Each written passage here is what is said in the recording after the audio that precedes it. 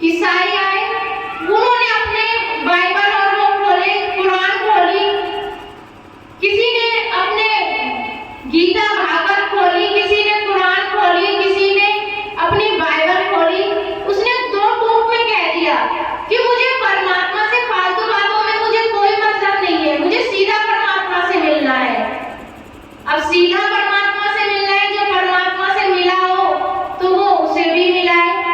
किताबों में और यदि ग्रंथों में परमात्मा होता तो सभी आज परमात्मा को पा के अपने आराम से रहते।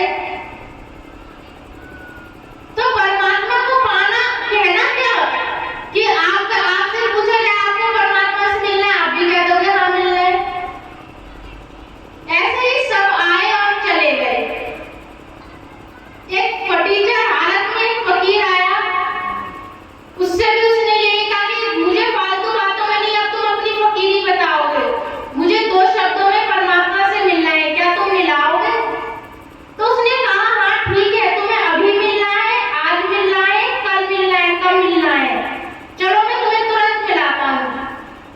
अब वो अभी तक उस राजा को ये शब्द ना मिले थे, अभी तक वो सब पे अपनी हुकूमत चला रहा था कि मुझे परमात्मा से मिलना है, कोई पोथी ला रहा है, कोई ग्रंथ ला रहा है। परंतु जब उससे फकीर ने कहा कि चलो तुरंत अभी मिलना है, कल मिलना है, कब मिलना है, तुम्हें तुरंत परमात्मा से मिलाता हूँ, अब उसके पास शब्द ना थे। यदि आपको भी अभी यहाँ से आपसे कहा जाए कि आ जाओ किस किस को परमात्मा से मिलना है, तो आप सभी हाथ खड़े करोगे, परंतु कहा जाए कि स्टेज पर आ जाओ और तुरंत परमात्मा से मिलो, तो आप भी हिचकिचाओगे कि एकदम से परमात्मा कोई छोटी चीज है कि उससे मिला कैसे जाए, तो आपको भी हिचकिचाहट होगी कि कैसे मिला जाए। तो राजा की भी वही स्थिति थी। राजा सोचने लगा कि तो फकीर ने कहा ठीक है, तो मैं तुम्हें कल तक का समय देता हूँ, सोच के बता दो कि अभी मिलना है, कल मिलना है, कब मिलना है। अब राजा सोचने लगा, अभी तक सब पे हुकूमत चलाता था, इसने क्या कह दिया, किसी बड़ी हस्ती से मिलने के लिए जाओ तो उसके लिए स्वयं को भी तो तैयार होना पड़ेगा। तो उसने कहा ठीक है मैं पूछ के बताऊंगा। तो उसने कहा ठीक है, तुमसे मिलने के लिए कोई आता है तो तुम उसका नाम पता पूछते हो, तो तुम भी मुझे बता दो कि तुम कौन हो, कि ताकि तुम कल मिलने आओ, तो जब तक मैं परमात्मा को बता दूं कि फलाना आदमी फलाना फलाना है और वो तुमसे मिलने के लिए आया है। भाई राजा था, राजा ने अपनी उपाधियां गिना दी, अपना राज्य गिना दिया, कितनी उसकी सीमाएं, कितनी उसके पास उपाधियां हैं, कितने उसने राज्य जीत रखे हैं। अब उसने कहा ठीक है, तो उसने कहा, फकीर ने कहा यदि सारा तुम्हारे पास से धन चला जाए, मैं राजा को बता दूंगा कि तुमसे मिलने के लिए फलाना फलाना आ रहा है, मगर मेरा एक प्रश्न है, यदि तुम्हारा राज्य छिन जाए तो क्या तुम ना रहोगे? राजा ने कहा नहीं, मैं ही रहूंगा, अगर राज्य भी चला जाए तो मैं ही रहूंगा।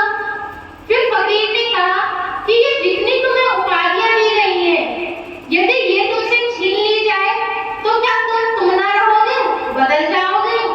राजा ने कहा यदि उपाधि भी चली गई मेरी तो मैं ही रहूंगा, मैं क्या बदलूंगा। फकीर ने कहा ठीक है, चलो तुम राजा के रंग हुए, तुम्हारी उपाधि गई, राज्य गया, अब तुम ही रहे। अब यदि तुमसे तुम्हारा नाम भी छीन लिया जाए तो क्या तुम ना रहोगे? राजा ने कहा यदि नाम भी मेरा बदल दिया जाए, राम से यदि श्याम रख दिया जाए या श्याम से राम रख दिया जाए, इससे का कोई अर्थ नहीं है, मैं ही रहूंगा। फकीर ने कहा तुम्हारा राज्य छिन गया, तुम्हारी उपाधि छिन गई, तुम्हारा नाम भी तुमसे छिन गया, जिससे तुम आज तक जाने जाते थे, तो फिर भी तुम ही रहोगे? उन्होंने कहा, राजा ने कहा मैं ही रहूंगा, तो इससे कोई फर्क नहीं पड़ता कि तुम ही रहोगे। तो कहते जब फकीर ने कहा कि तुम्हें छोटी सी बात ही मुझे समझानी है, जब तुम ही रहोगे, इस बात को जान लो कि इस राज्य से, इस उपाधि से, तुम्हारे नाम बदल जाने से तुम्हें कोई परिवर्तन ना आएगा, तुम ही रहोगे। जब तुम ही रहोगे, इस बात को जान लो कि तुम ही रहोगे।